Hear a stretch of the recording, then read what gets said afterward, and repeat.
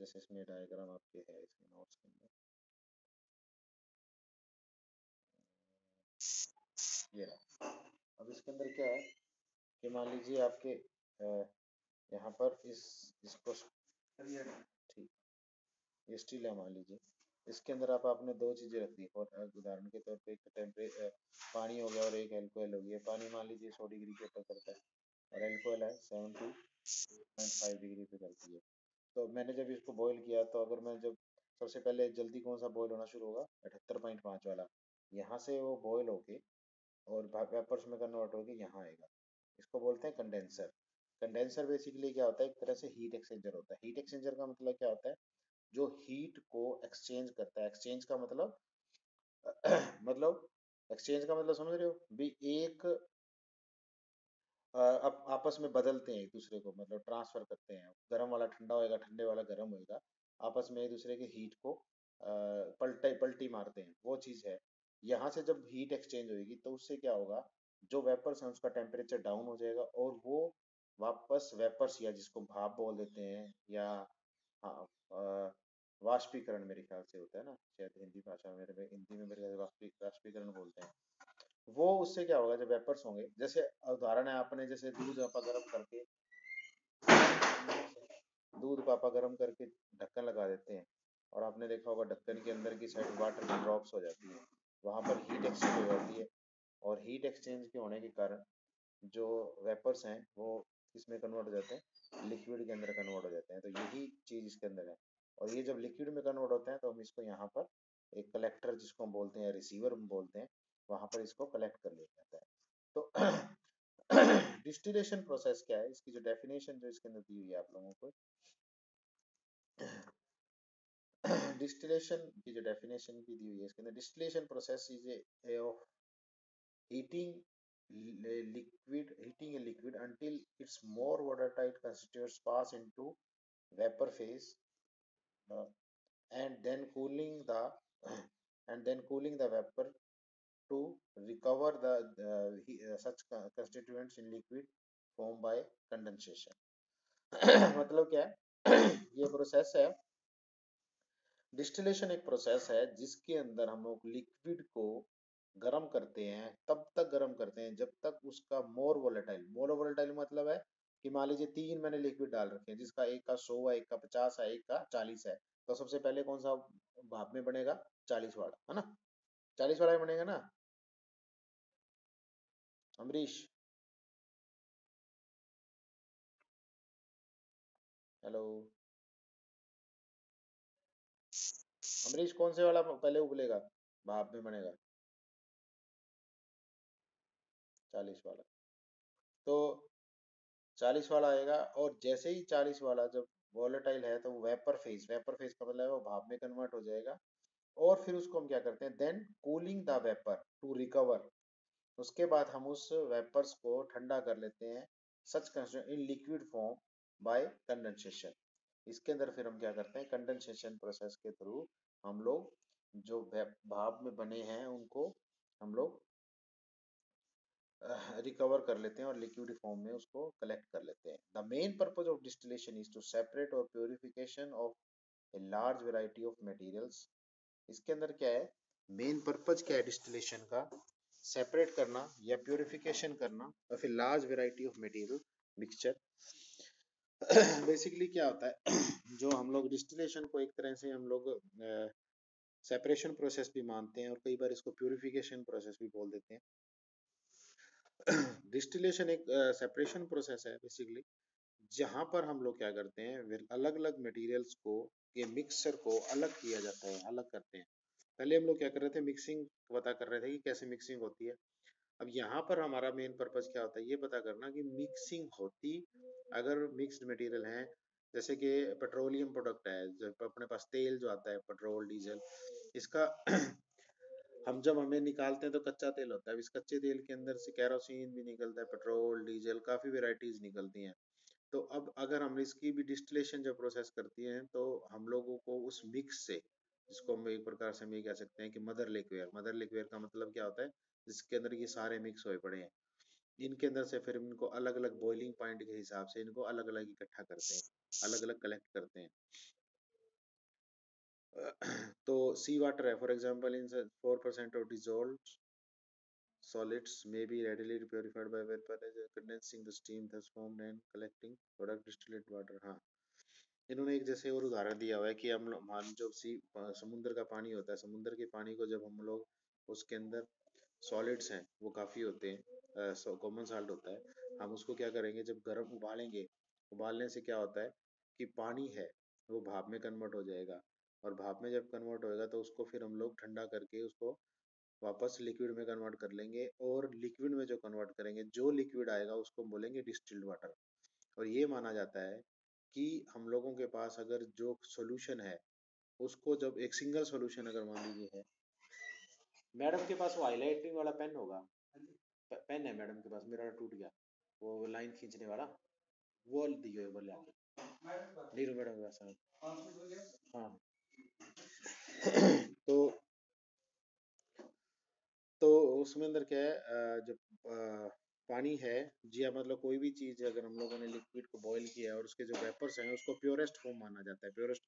और आप लोगों को शायद उस दिन पूछा था कि हम लोग जब भी पानी, अभी इसमें मैंने बोला है कि प्योरेस्ट फॉर्म है, तो यानी कि जब मैं पानी को उबाल रहा हूँ, उबालने के बाद जो मेरे पास पानी आ रहा है मुझे उसको पीना चाहिए, लेकिन माना जाता है, कहा जाता है कि डिस्टिल्ड वाटर जो है उसको पीना नहीं चाहिए। क्यों नहीं पीना चाहिए, कोई बता सकता है? शायद उस दिन बताया था किसी ने, मुझे ध्यान नहीं आ रहा, शायद ऋतिक ने मुझे आई थिंक बताया था, किसी को ध्यान है? हाँ या ना का कोई जवाब दो। विकल, विकल भी है यहाँ पर, अमरीश भी है, नवीन है, अजय है, पारुल है, नहीं ध्यान। डिस्टिल्ड वाटर का आप लोगों को बताया था कि उसके अंदर जब हम लोग मिनरल वाटर पीते हैं, हम लोगों को पानी के साथ साथ हमारे कुछ मिनरल्स वगैरह भी हम लोगों को करने पड़ते हैं बॉडी के अंदर। मिनरल्स की जो क्वांटिटी होती है बहुत ही थोड़ी होती है, लेकिन उनकी थोड़ी क्वांटिटी को मैनेज करना बहुत ज़रूरी होता है बॉडी के प्रॉपर फंक्शनिंग के लिए, प्रॉपर सिस्टम मेंटेन करने के लिए। और अगर हम लोग डिस्टिल्ड वाटर पी लेंगे तो इसका मतलब उसके अंदर कोई भी मिनरल कंटेंट या कुछ भी नहीं है, तो जिसके कारण क्या होगा, बॉडी के अंदर हमारे जो मिनरल्स ऑलरेडी हैं वो डाइल्यूट हो जाएंगे। डाइल्यूट का मतलब क्या है, जैसे कि उदाहरण है कि मान लीजिए मैंने एक चम्मच डाल दिया पानी के अंदर, एक गिलास पानी में एक चम्मच चीनी डाल दी, तो वो थोड़ा सा मीठा लगेगा। उसी पानी के अंदर मैंने क्या कर दिया, चीनी नहीं डाली लेकिन एक गिलास और पानी डाल दिया, तो वो क्या हो जाएगा, डाइल्यूट हो जाएगा। मतलब चीनी तो उतनी ही है लेकिन उसका मीठापन क्या हो जाएगा, कम हो जाएगा, और उसकी परसेंटेज क्या हो जाएगी, अब फिर कम हो जाएगी। अब वो डाल दूंगा तो फिर और ज्यादा कम हो जाएगी, तो वो डाइल्यूट होता जा रहा है धीरे धीरे। तो इसमें भी ऐसा ही है, ठीक है। कलेक्टिंग प्योरिफिकेशन ऑफ वाटर, तो if boiling point of the consider mix only slightly completion. हाँ, इन्होंने एक ये चीज जो हाईलाइट करने के लिए बता रखी है कि if the boiling point of the constituent of a mixture differ only slightly, मतलब इनका कहने का मतलब है कि मान लीजिए कोई दो, एक मिक्स है जिसके अंदर दो लिक्विड हैं और दोनों का जो टेम्परेचर है, मान लीजिए एक का बॉइलिंग पॉइंट टेम्परेचर 90 है और एक का मान लीजिए 95 है, या 90 का हो गया, एक 95 हो गया, पाँच छः डिग्री का है, या 100 डिग्री है, तो 5 डिग्री या 6-7 डिग्री का डिफरेंस है मान लीजिए। अब वो 6-7 डिग्री का जो डिफरेंस है वो बहुत ज़्यादा बड़ा डिफरेंस नहीं माना जाता। अब ऐसे जो मिक्स होते हैं ना उनको जब हम लोग अलग अलग करते हैं, सेपरेट करते हैं, तो वहां पर हमें थोड़ी दिक्कत आती है। तो वहां पर हम लोग सिंगल डिस्टिलेशन नहीं कर सकते, मतलब सिंगल का मतलब क्या है, एक बारी में हम लोग नहीं कर पाते, हमें फिर क्या करना पड़ता है, डबल डिस्टिलेशन सिस्टम यूज करना पड़ता है, ताकि हम लोगों की पास जो जो हमारे पास मटेरियल आए वो और ज़्यादा प्योर फॉर्म में और बढ़िया फॉर्म में आए, ठीक है।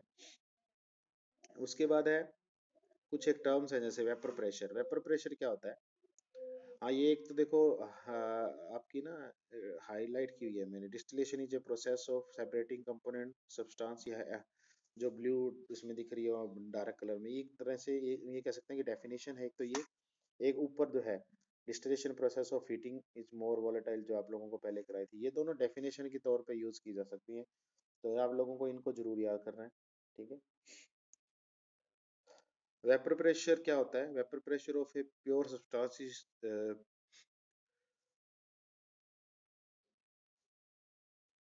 sorry is the pressure exerted by the substance against the external pressure which is usually atmospheric pressure. Vapor pressure क्या होता है? Of a pure substance is the pressure exerted by the substance against the external जैसे कि मान लीजिए vapour pressure किसको बोलते हैं हम लोग? वेपर प्रेशर क्या होता है? एक तो एटमॉस्फेरिक प्रेशर होता है। एटमॉस्फेरिक प्रेशर का मतलब क्या होता है? जो नेचुरल तौर पे एटमॉस्फेयर हमारी बॉडी के ऊपर जो प्रेशर डाल रहा है उसको एटमॉस्फेरिक प्रेशर बोल रहे हैं। अब उस प्रेशर के अगेंस्ट हम कह सकते हैं कि कोई दूसरा प्रेशर लगे। उदाहरण है, जैसे मान लीजिए आपने एक हाथ रख लिया, अ, आपने एक हाथ ये मान लीजिए रख लिया, ये हाथ है, उदाहरण के तौर पे ये हाथ है आपका, ये है एटमॉस्फेरिक प्रेशर जो नीचे की तरफ आपके प्रेशर डाल रहा है। अब मैंने क्या किया, मेरे पास, अब मैं वेपर प्रेशर बता रहा हूँ कि वो क्या होगा, कि मान लीजिए फिर ये नीचे वाला हाथ है, इसको बोलते हैं, मान लीजिए ये वेपर प्रेशर है। अब अगर ये एटमॉस्फेरिक प्रेशर है, जब ये दूसरा प्रेशर है, ये इसके ऊपर प्रेशर डालेगा, तो ये बोल इस तरह हाइलाइटर होता है ये टच स्क्रीन के लिए। तो ये इस तरह ये जो जैसे जैसे आप जब पानी को बॉईल करते हैं तो भाप बनती है, और भाप जो वेपर्स होती है वो जो प्रेशर एटमॉस्फेयर पे डालती है तभी वो ऊपर जा पाती है, क्योंकि अगर ये नीचे वाला जो प्रेशर है ये उससे ज्यादा होगा तभी ये ऊपर चढ़ पाएगा ना, अदरवाइज क्या है, ये इसको जाने नहीं देगा। तो उसको बोलेंगे, ये होता है वेपर प्रेशर। ठीक है। Vapor pressure is the measure of tendency of condensed substance to escape the condensed phase। मतलब क्या है? वेपर प्रेशर क्या होता है? एक तरह से हम लोग ये कह सकते हैं कि वेपर प्रेशर से ये आइडिया लग जाता है कि जहां से वो निकला है वहां का प्रेशर कितना है। अब मान लीजिए वेपर प्रेशर है 100 पे, 100 उस पे चला गया, 100 नंबर, कोई भी नंबर मान लीजिए 100 पे चला गया। ठीक है।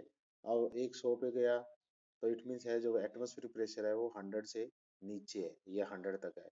अगर मान लीजिए अब वो चला गया, अगर मान लीजिए वो चला गया 150 तक गया तो इसका मतलब वो 150 के आसपास एटमॉस्फेरिक प्रेशर है। एग्जांपल है, इतना होता नहीं 100 150, वो अलग उसके अंदर होती है। आपको उदाहरण दे रहे हैं सिर्फ। दूसरा क्या, normal boiling point. Normal boiling point of a substance is defined as the temperature at which the vapour pressure of that substance equal atmospheric pressure 760 mmHg।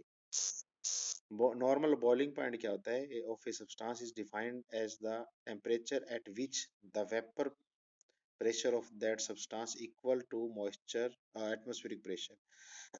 मतलब क्या है? बॉइलिंग पॉइंट क्या होता है? बॉइलिंग पॉइंट का मतलब है कि जहां पर वेपर प्रेशर और एटमॉस्फेरिक प्रेशर है इक्वल आ गए, और वो एटमॉस्फेरिक प्रेशर जो स्टैंडर्ड माना जाता है वो है 760 mmHg। सिंपल ये मान के चलो आपकी यार, अगर हम लोगों को आपको भी बताया था कि बॉइलिंग कब शुरू होती है, ये हमारा क्या है, एटमॉस्फेरिक है, और ये है हमारा वेपर है। अब अगर ये दोनों इक्वल की कंडीशन में आ गई तो बॉइलिंग, जैसे बुलबुले शुरू हो जाते हैं, बॉइलिंग शुरू होगी।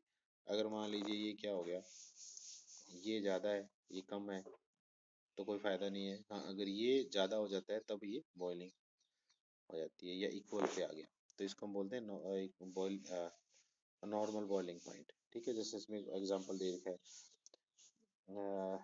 डाई क्लोरोमीथेन का 40 डिग्री होता है, वाटर का 100 डिग्री होता है, डी लेमोनियम का 175 होता है। If the pressure is less than 760 mmHg, the temperature at which a substance boils will be less than the normal boiling point। मतलब क्या है?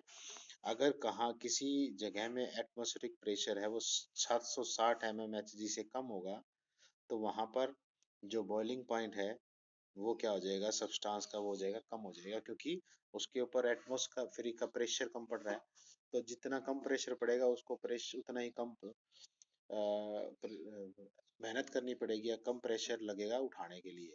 ठीक है। तो वो 760 है तो उसको ज़्यादा लगेगा, अगर 70 है तो कम लगेगा, 70 से और कम आ गया तो और कम लगेगा। तो वो डिपेंड करता है कि आपका एटमॉस्फेरिक प्रेशर क्या है, लेकिन स्टैंडर्ड ये माना जाता है कि 760 mmHg एटमॉस्फेरिक प्रेशर है। पानी का 100 डिग्री अपन मानते हैं कि 100 डिग्री पे बॉयल होना शुरू हो जाता है। सब्लिमेशन क्या है? Sublimation if a solid substance is distilled passing directly into the vapor pressure and back into solid states,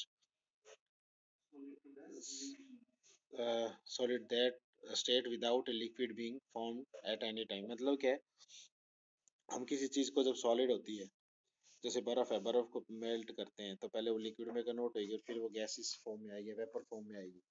लेकिन सब्लिमेशन प्रोसेस जहाँ पर लिक्विड फॉर्म क्या है, स्किप होगी, उसको क्या बोलते हैं हम लोग? सब्लिमेशन प्रोसेस बोलते हैं। ऐसा ही है।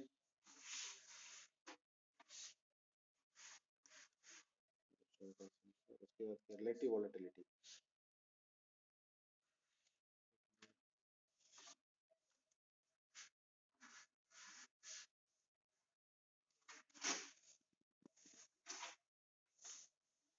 Relative volatility is a measure of differences in volatility between two components and hence their boiling points. It indicates how easy or difficult a particular relative volatility का मतलब क्या है कि दो कंपोनेंट्स अगर आपके पास हैं और दोनों कंपोनेंट्स के अंदर की वॉलेटिलिटी अलग अलग है, तो एक दूसरे के कंपैरिजन में वो कितने वॉलेटाइल हैं।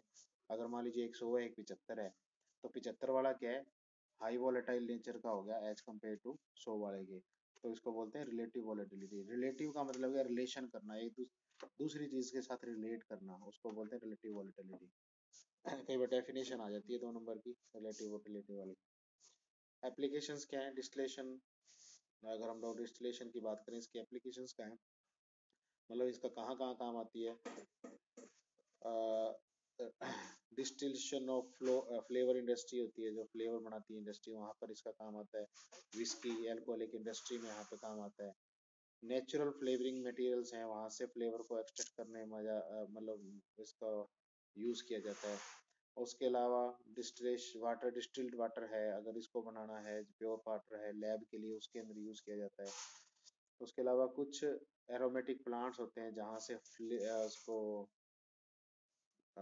वहाँ से डिस्टिलेशन प्रोसेस करके वोलेटाइल कंपोनेंट्स को इकट्ठा किया जाता है। एसेंशियल ऑयल इकट्ठा किया जाता है डिस्टिलेशन प्रोसेस से। तो इसीलिए हम कह रहे हैं कि एक तरह से प्योरिफिकेशन प्लस सेपरेशन प्रोसेस है। प्योरिफिकेशन होती है लेकिन सेपरेशन टेक्नोलॉजी, सेपरेशन प्रिंसिपल से होती है, और सेपरेशन किस बेसिस पे होता है, वोलेटाइल के अंदर कौन कितना ज्यादा जल्दी वेपर्स में कन्वर्ट होता है उसके हिसाब से होती है। ठीक है, टाइम क्या हो गया भाई, 10:15 हो गया। चलो नेक्स्ट क्लास में फिर करेंगे भी different type of distillation process कौन कौन सी हैं, और वो चीज़ें करवाएंगे आप लोगों को। अभी ये वीडियो थोड़ी देर में वीडियो मैं अभी अपलोड लगा रहा हूँ, जल्दी अपलोड हो जाएगा, तो अगर किसी को नेटवर्क की कोई इशू है तो देख लेना।